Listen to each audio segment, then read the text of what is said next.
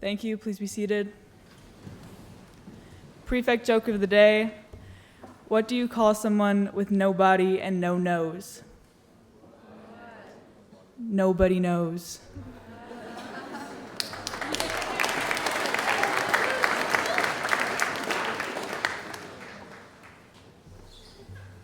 Thank you, Michaela. Good morning, everyone.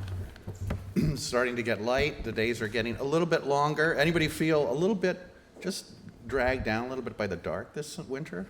I don't know. Is it darker this winter than it used to be? I don't know. Anyways, ski week is coming, and then soon after that, of course, spring will be here, so we should be happy about that. We're going to start with I Feel the Winds of God today, which I think is appropriate. Number 4, the Groves House hymn. Please stand.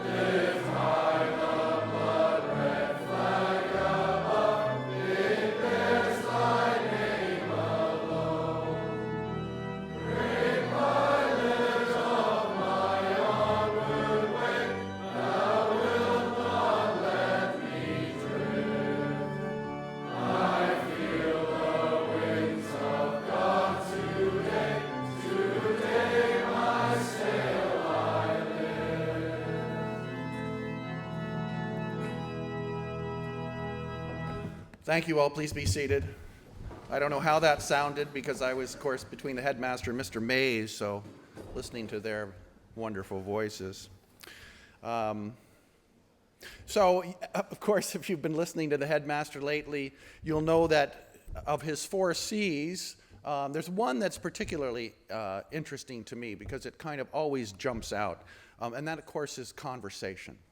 The importance of conversation as a kind of a foundational activity for us, that we continue to talk to each other, that we continue to share who we are.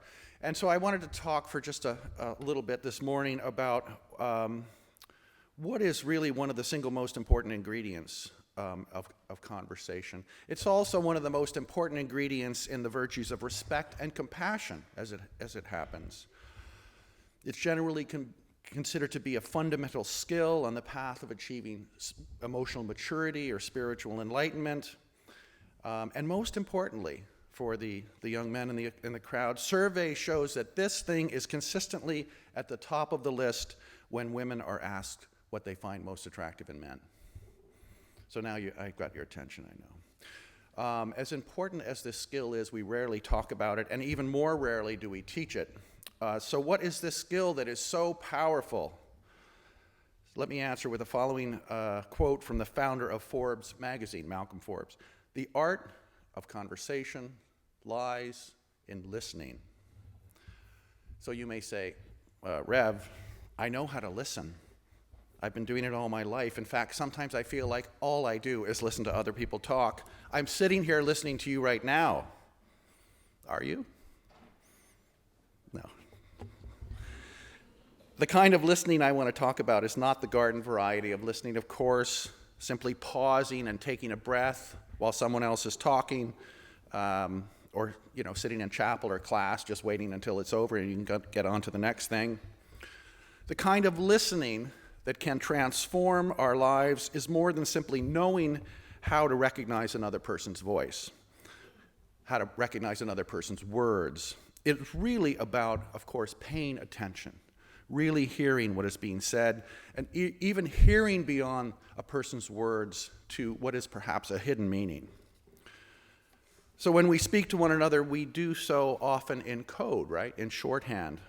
The reason may be for that is that we don't always necessarily trust the person we're talking to expose our true feelings, or maybe sometimes we just don't know for sure how we're feeling to begin with, or what we want to communicate. But whatever the reason we sometimes are less than wonderful listeners, or why we are not able to express ourselves as well as we would like, we rarely speak directly and from our core to one another. So when we ask someone how they are and they say, fine, I guess, of course there's always more to that, isn't there, than the fine, I guess. Learning to listen effectively has a lot to do with knowing the difference between what is said and what is meant. Listening is about more than interpreting a string of sounds. It is understanding the feelings and emotions and fears and hopes that are often attached to those sounds. So being able to hear what is really being said is a skill that all of us have to some extent, and that all of us can get better at with a little work. Scientists who've carried out research on all of this say that as much as 98% of what we hear, we do not take in. So why are we such, I'm going to say so a few things about why we're ineffective listeners, and then maybe some ideas about how we can get better. So why are we sometimes not great listeners? First of all, in conversation, we're usually too busy thinking about what we're going to say next when we get a chance, when there's a pause. We're busy with thinking about what we're going to say, so that we're often not able to hear what the other person is saying. Secondly, we have our view of the world, don't we? We have our view of how things are, and we often just don't want to hear something that is going to challenge our own illusions about the world. We're happy to listen to the 2% of what we hear that agrees with our view of the world, things that we already know and understand and are comfortable with. But the rest of it, sometimes, it's easy to block out. And we all do that. Third, listening is hard. It is, in fact, one of the hardest skills to practice. It takes concentration and discipline. And while the rewards of listening well are enormous, they are kind of intangible, aren't they? We can't always see right away the point of listening or what we actually get out of it. And if you're like me, laziness comes into the equation as well. Number 4, listening requires us to be still, and that is definitely an art that we are quickly losing. Although I think at Shawnigan we do practice it enough that I think you all are probably better than the average population at being still and listening. And finally, listening requires us to set our ego aside and, well, forget that. So how do we become good listeners? The trick is to remember to listen, to stop doing the things I just listed, to stop thinking about how we are going to respond to what we hear and just hear it, to cultivate the ability to be still, to hold our ideas about right and wrong lightly enough that they can allow in other ideas and opinions. Listening is so important that without it, there is simply no conversation, just people having their own monologues. But listening doesn't just mean agreeing with what we hear, and I think it's very important to distinguish between listening to someone and agreeing with someone. Just because someone says something is right, even if they say it with passion, doesn't mean we have to think they're right. And some voices, either from outside of us or some voices in our head, are just better not listened to. And I think you know what I mean. I'm going to end with a story. I told this story a while ago, but I think it's been a long time. It's one of Peekaboo's favorite stories, and it's also one of my favorite stories. And it's a story about listening. A group of cats were traveling through the woods when two of them fell into a deep pit. The other cats gathered around the top of the pit, and when they saw how deep it was, they yelled down to their two friends that they were probably never going to get out. The two cats who had fallen into the pit began jumping up with all their strength, but the cats at the top of the pit just kept yelling down at them that they should just give up. You'll never get out of there. Just accept your fate. Don't wear yourself out. It's hopeless. Finally, one of the little cats that had fallen into the pit decided the cats at the top were right. And she kind of lay down on the ground and expired. So the other cat continued to jump as hard as she could. Once again, the crowd of cats at the top yelled at her to stop. Just stop the pain and just die. Give it up, they said. You'll never succeed. So she began jumping even harder, and finally, miraculously, with one final great jump, she got out of the pit. And when she got up to the other cats, they all said, "Didn't you hear us?" The cat that had escaped explained to them that she was actually hard of hearing, and she was jumping up to get near to them so that she could hear what they were saying. So part of being a really effective listener is deciding what is worth listening to and what is not. There is plenty of both in the world. Being a good listener means being present. It is the best gift you can give to others, and it can make life more interesting.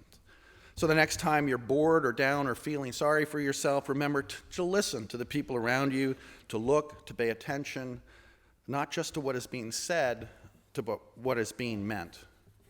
And that's the end of that.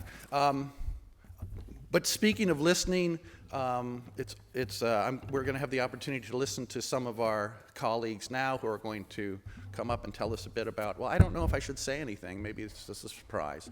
I'm going to sit down anyways.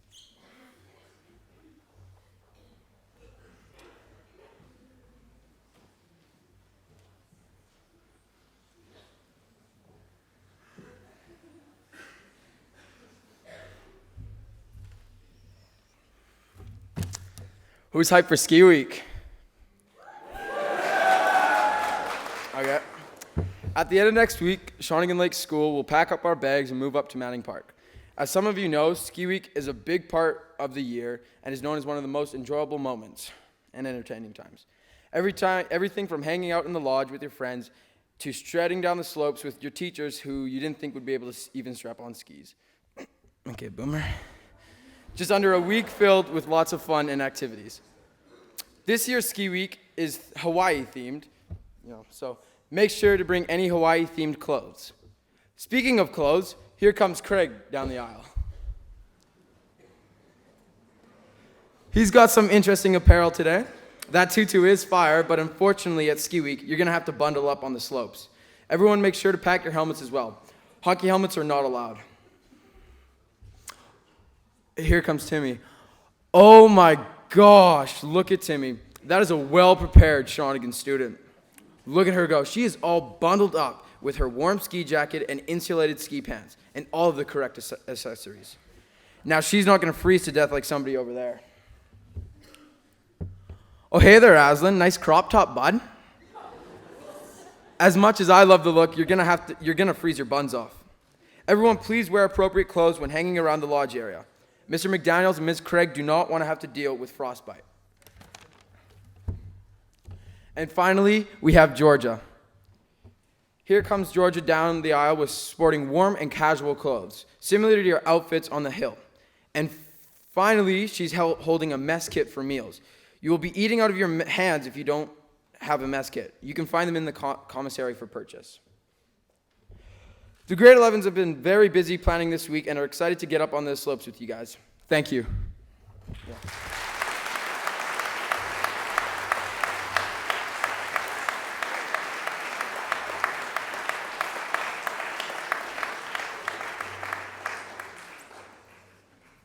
With that? Thank you, ladies and gentlemen. Do you know what was the right thing to wear and which was the wrong thing? Did you get that? Okay, because you could get confused. And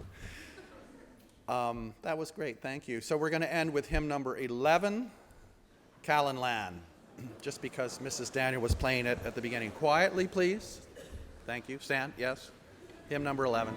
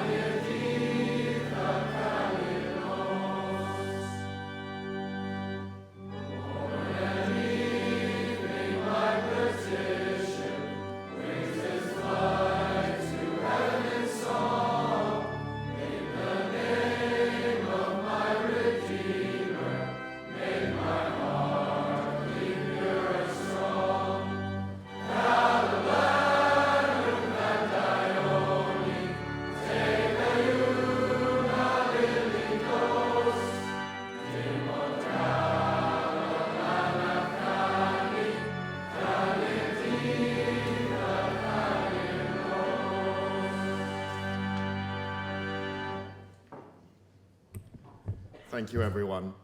I think we've just got a little bit of chatter over in the Duxbury section. Thank you.